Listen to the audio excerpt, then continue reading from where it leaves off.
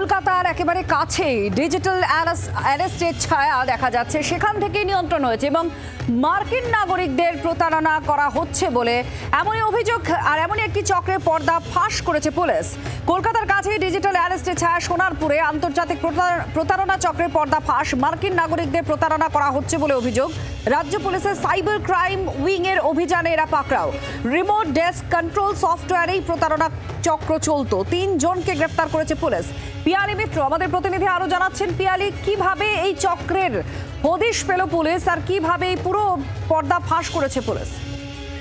দেখো, তুমি জানো যে গত কিছুদিন ধরেই কিন্তু রাজ্য পুলিশের সাইবার ক্রাইম উইং তারা কিন্তু বেআইনি কল সেন্টারের বিরুদ্ধে অভিযান চালাচ্ছে। তুমি জানো যে সল্টলেকে একটা সময় এই ধরনের বেআইনি কল সেন্টার কার্যত ছেয়ে গেছিল এবং তারপর পুলিশের লাগাতার অভিযানের পর সল্টলেক থেকে সেটা উঠে যায় এবং তারপরে কিন্তু কলকাতা এবং সংলগ্ন অঞ্চলগুলো, বিশেষ করে যে শহরতলি, সেখানে তারা এই ধরনের জাল বিস্তার করে।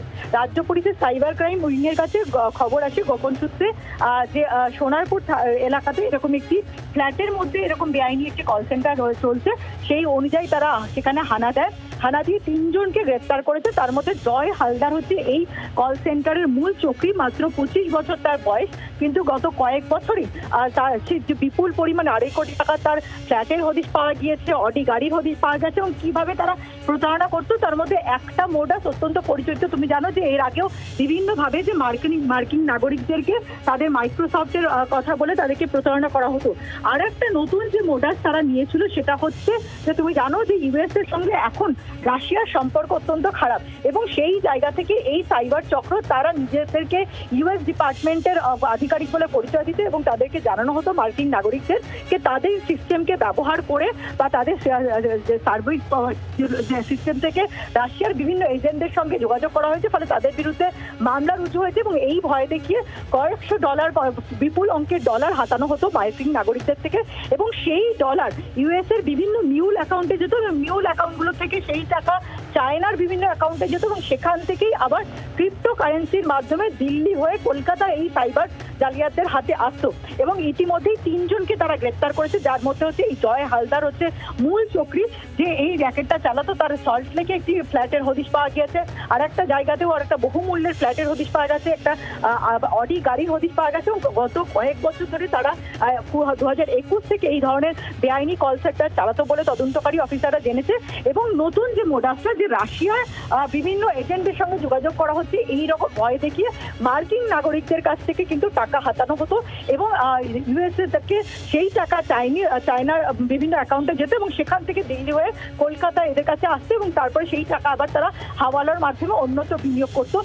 এখনো পর্যন্ত আর কোথায় কত টাকা তারা বিনিয়োগ করেছে বা ক্রিপ্টো কারেন্সির মধ্যে অন্যত্র টাকা সরানো হয়েছে কিনা সেগুলো তারা জানার চেষ্টা করছেন। পিয়ালি, তদন্তকারীরা কি বলছেন? যেভাবে তুমি বর্ণনা করছিল, যেভাবে এরা পুরো অপারেশনটা চালায়, ক্রিপ্টো কারেন্সি মারফত পুরো তাদের কাছে আসে ভারতীয় মুদ্রা, এই জায়গায় দাঁড়িয়ে পুরো অপারেশনটা চালাতে গেলে তো একটা বড় চক্রের কথাই ভাবা যেতে পারে। সেক্ষেত্রে এরা তো হিমশৈল চূড়া মাত্র।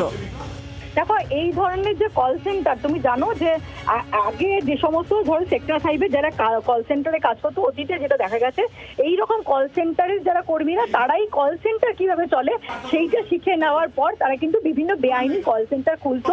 এবং এই যে জয় হালদার, তার যদি তুমি প্রোফাইলটা দেখো, যাদবপুরের বাসিন্দা এই যুবক, মাত্র 25 বছর বয়স, কিন্তু বেআইনি কল সেন্টার সম্পর্কে একেবারে প্রত্যেকটা জিনিস কিন্তু তার নখদর্পণে রয়েছে। এবং সবথেকে গুরুত্বপূর্ণ যে মার্কিন নাগরিকদের যে প্রোফাইল, সেই প্রোফাইল পর্যন্ত তারা নিয়ে আসতো এবং সেখানে সেই প্রোফাইল জোগাড় করে তাকে ফোন করতো। 25 বছরের এই যুবক কিন্তু ইতিমধ্যে কয়েক কোটি টাকার মালিক হয়ে গেছে শুধুমাত্র মার্কিন নাগরিকদের প্রতারণা করে। ফলে আলাদা আলাদাভাবেই কিন্তু বিভিন্ন এই কল সেন্টারগুলো চলে এবং জয় হালদারের অন্য জায়গাতেও বিভিন্ন কল সেন্টারগুলো যেগুলো রয়েছে তার সঙ্গে কোনো রকম যোগসূত্র রয়েছে কিনা জানার চেষ্টা করছেন তদন্তকারীরা। ধন্যবাদ। পিয়ালি মিত্র আমাদের প্রতিনিধি জানাচ্ছিলেন। মাত্র 25 বছর বয়স, যে প্রতারণা চক্র চালাতো, যাকে গ্রেফতার করেছে পুলিশ, জয় হালদার তার নাম, তার কাছে 2.5 কোটি ফ্ল্যাটের হদিশ পাওয়া গিয়েছে, বিলাসবহুল গাড়ি পাওয়া গিয়েছে এবং নানান ধরনের অভিযোগ আসার পরেই পুলিশ তৎপর হয়। তারপরেই এই চক্রের পর্দা ফাঁস হয়েছে। সোনারপুর থেকেই অপারেট হতো আন্তর্জাতিক এই প্রতারণা চক্র।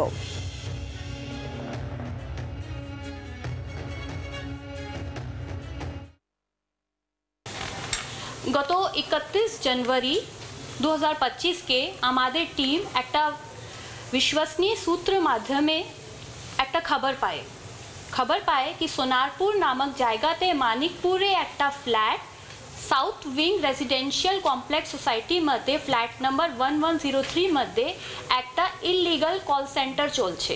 এখানে গিয়ে দেখা যায় কি কয়েক লোকজন ওখানে ল্যাপটপে কাজ করছে, ইন্টারনেট কানেকশন আছে, রাউটার আছে এবং কল রিসিভ করছে। ওনাদেরকে জিজ্ঞাসাবাদ করা হলো কি আপনার কাছে কোনো ডকুমেন্টস আছে, কোনো এগ্রিমেন্ট আছে যা নিয়ে আপনি এখানে কাজ করছে। সেই জিজ্ঞাসাবাদ করার পরে উনি কোনো উত্তর না দিতে পারলে ওরা নিজস্ব স্বীকার করলো কি আমরা এখানে একটা ইলিগাল কল সেন্টার চালাচ্ছি যেখানে আমরা ইউএস সিটিজেনকে ডিফ্রড করি। এই খবর শুনে আমাদের টিম ওনাদের ল্যাপটপ এবং অনেকগুলো মোবাইলকে সার্চ করলেন। সেই ওয়ালেট মধ্যে যখন আমরা ট্রানজ্যাকশন চেক করি তো সেই ট্রানজ্যাকশন কোটি কোটি টাকা মধ্যে আছে। এই সব পেয়ে আমরা ওনাদেরকে ডকুমেন্টস আবার চাইলাম, কিছু ডকুমেন্টস না দিয়ে ওরা আবার স্বীকার করলো। সেই ভিত্তিতে আমরা ওনাদেরকে অ্যারেস্ট করলাম। বাংলার আওয়াজ, বাঙালির আবেগ, জি 24 ঘন্টা।